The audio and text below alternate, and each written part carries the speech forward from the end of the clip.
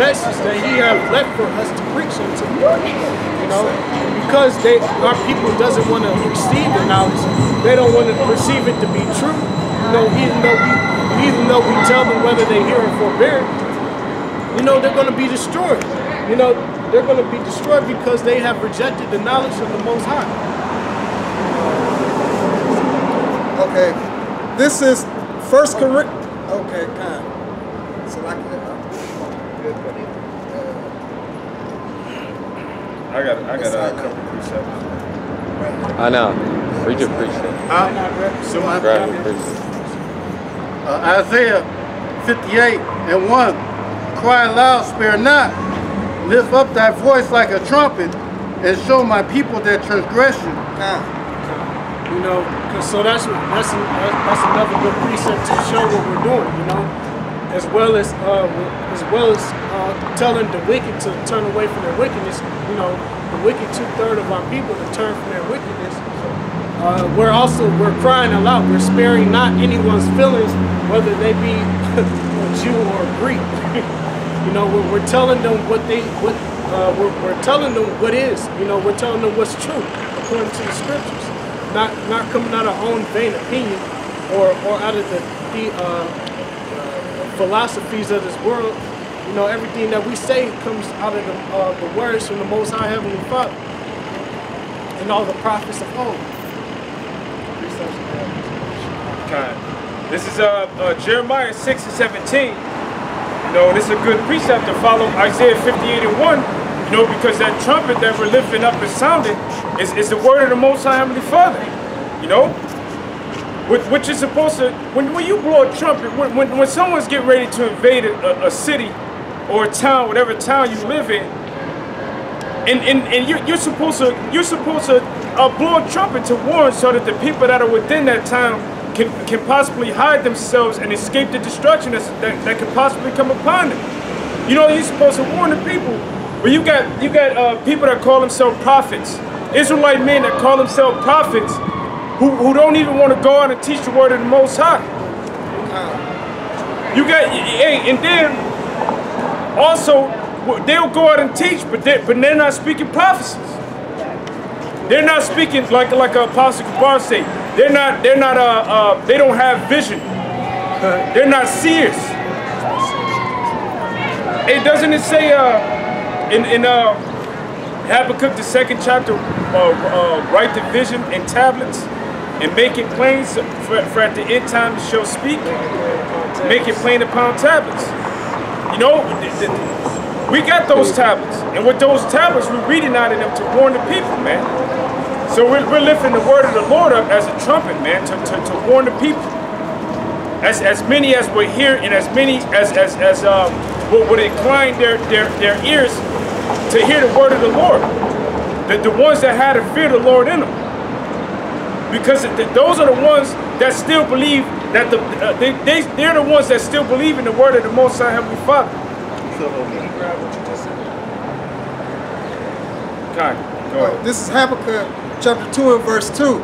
And the Lord Yahweh by Shem Yahweh Shai answered me and said, write the vision and make it plain upon tablets, that he may run that readeth it. And why are they running that readeth it? Because, can you grab where it says that it was written within and without, lamentation born in the wolves? I want to say that's Revelation 10 and 14. No, not 10 and 14. It may be a little bit up. But it's in 10. Okay, Revelations. Oh, and I took the little book. Yep, the little book. Okay, kind. This is Revelations chapter 10 and verse 10. And I took the little book out of the angel's hand and ate it up. And it was in my mouth sweet as honey. And as soon as I had eaten it, my belly was bitter. And he said unto me, thou must prophesy again. No, that's not it. Oh, okay. But that goes into it, that little book. Oh, here we go. In verse 9? Yep, that's it. Verse 9. Okay, Salakia. Revelations chapter 10 and verse 9. And I went unto the angel and said unto him, give me the little book. And he said unto me, take it and eat it up, and it shall make thy belly bitter, but it shall be in thy mouth sweet as honey. No, that's not it. Okay. I can find it real fast. Okay. You know, which it's on point, and it goes right with with that in Amos.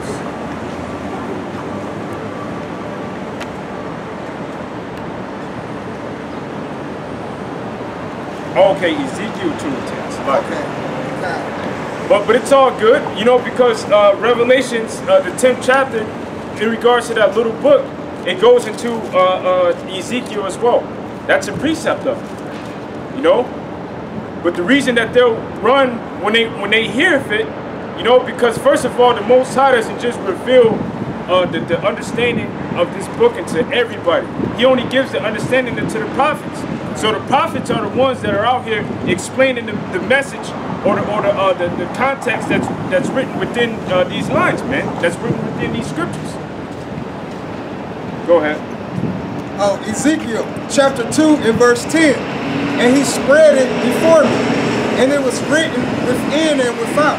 And there was written therein lamentations and mournings and woe. And that's the reason why they're running that reading for you, you know? Or they hear of it. Go ahead. Oh, that's it. That's it? Yeah. Okay. Kind. This is Jeremiah 6 and 17. It says, also I set watchmen, also I set watchmen over you, saying, hearken to the sound of the trumpet. But they said, we will not hearken. Therefore hear, ye nations, and know, O congregation, what is among them. Hear, O earth, behold, I will bring evil upon this people, even the fruit of their thoughts, because they have not hearkened unto my words, nor my law, but rejected it. You know, and who are the watchmen that are set up? You know? First of all, in order to be a watchman, that means you have to see. You have to be a seer. A seer is an old word for prophet, man. You have to, because we're not literally going to the highest building in America and looking out, you know, seeing what's about to happen. We're not standing on top of a watchtower, you know, like a literal watchtower. The watchtower that we're standing upon is the word of Yahweh Bashim Yahweh Shai, man. Hey, or Yahweh, the scriptures say that the Lord is a strong tower. And we believe his word, we believe in his saying, we believe in every word that's in this book, man. And this is what we're using to warn the people. This is that trumpet, man. Isaiah 62. 2 Kings 7 and 13. Yet the Lord testified against Israel and against Judah by all the prophets and all the seers, saying, turn ye from your evil ways, keep my commandments and my statutes according to the law which I had commanded of your fathers, which I sent you by my servants the prophets. You know, and every time when the nation of Israel needs some type of correction, or whenever when they need correction, when they're going off, or they have been put in captivity, or got afflicted by some kind of punishment, you know, the Most High have always sent a judge, a prophet, a king to lead, guide, and instruct and bring back the nation of Israel from whatever destructive form they came from, you know. So even in this present time right now, the nation of Israel is a fucked up nation. All of our people are jacked up in one way or another and needs healing. And the Most High have sent his prophets to tell them, to warn, and to heal them, to bring them back into the fold. You know, starting with the elect, the 140, the elect out of the nation of Israel. You know, the 1/3 and the 144,000, wherever they may be, scattered amongst the world. I can bring it out. Okay, this is Jeremiah chapter 28 and verse 8, and it reads, the prophets that have been before me and before thee of old prophesied both against many countries and against great kingdoms of war and of evil and of pestilence. And is that not what we're doing right now? Is America not a great kingdom? That's what we out here doing. And that's how you know who is a man of the Lord. You can tell a man of the Lord by the way he conducts himself, the way he speaks, and what the message that's being uttered from his mouth, you know. a true prophet that's coming in the true spirit of Yahweh Ba'Shem Yahweh Shai, he's going to prophesy woe, calamities, and destruction unto nations, unto people that are wicked in their ways. In any society on the planet Earth that has been doing anything that's contrary to the ways of the Most High Heavenly Father.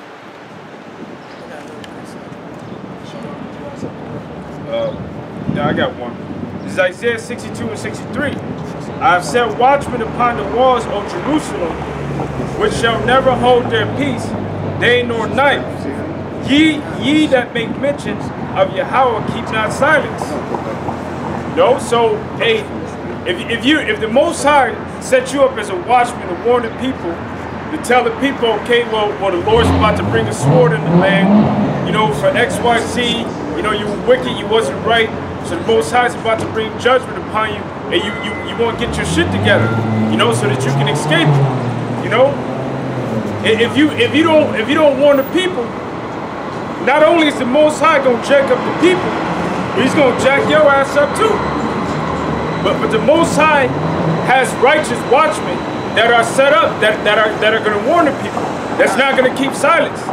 And those watchmen are the men here at Greatmillstone, beginning with the apostles on down. You know, that's never gonna take a break. They're gonna be in season and out of season. Here it is, in which I heard it at the mouth of the apostles, but I believe it to be true because now I've witnessed it. You know, they used to always talk about how you got certain camps and certain people that would take time off during the wintertime. They wouldn't come out all year round. When it was cold, they'll go into the houses. They wouldn't even make sit-down videos in the houses, man. And then they have the audacity to call us snow prophets. You know, because we go out in the wintertime. Well, that's a title. That's a title that's well deserved. That's well earned.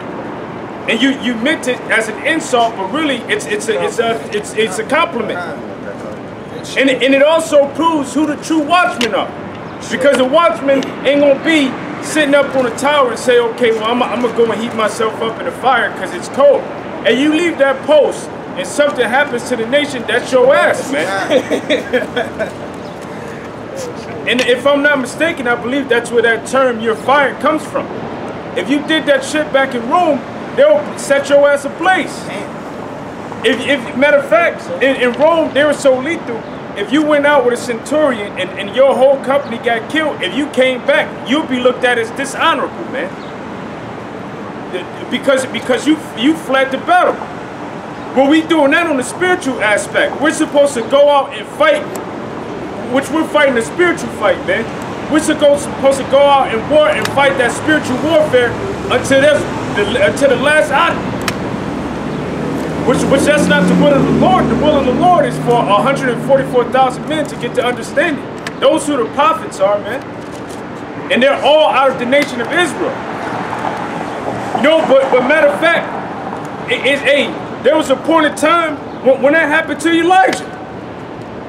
When Jezebel cut off all of the prophets of the Lord, Elijah thought that he was the last prophet left, and he was still out there doing the work of Yahweh Ba'Shem Yahweh. That's right. He was still out there doing the work of Yahweh Ba'Shem Yahweh Shai. Until the Most High revealed through Obadiah. Matter of fact, can somebody grab that? The Most High revealed through Obadiah that he reserved and saved other prophets. But he thought that he was the only one, man. Where's that at? 1 Kings 21. Yep.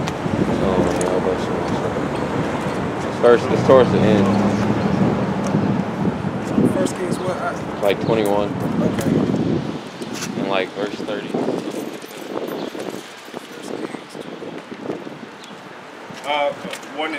1 Kings 18 and 4. Okay. I got this. 18 and 4. Hold on, wait. I couldn't.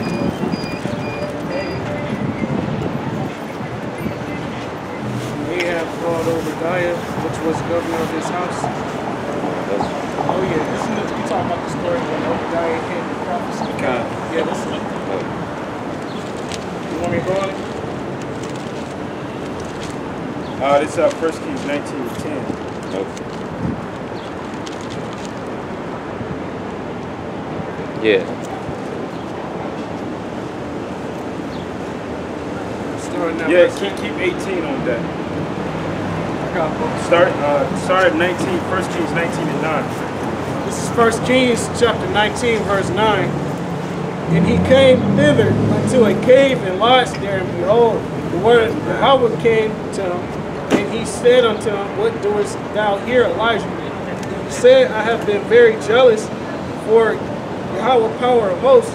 Well, what does he mean that I've been very jealous? He had a zeal for Yahweh B'Shem Yahweh Shai, so he was going out there prophesying.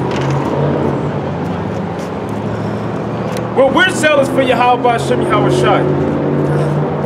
Go ahead. For the children of Israel have forsaken the covenant, thrown down thine altar, and slain thy prophets with the sword. And even I only am left, and they seek my life to take So away. he was still doing the work. He thought that all of the prophets were killed, man. And he was still out there going to do the work of the Lord, man. Go ahead. In the ain't of Salah. And he said, Go forth and stand upon the mount before Yahweh. And behold, Yahweh passed by, and a great and strong wind rent the mountains and brake in pieces the rocks before Yahweh. When Yahweh was not in the wind, and after the wind. That's pretty much it. That was the point. The point is that he thought that he was the only one left.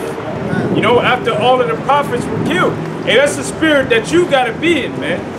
You gotta be in the spirit to want to do the work of the Lord until you know, even if you're the last one, man. You know, to have a great boldness to do the work of the Lord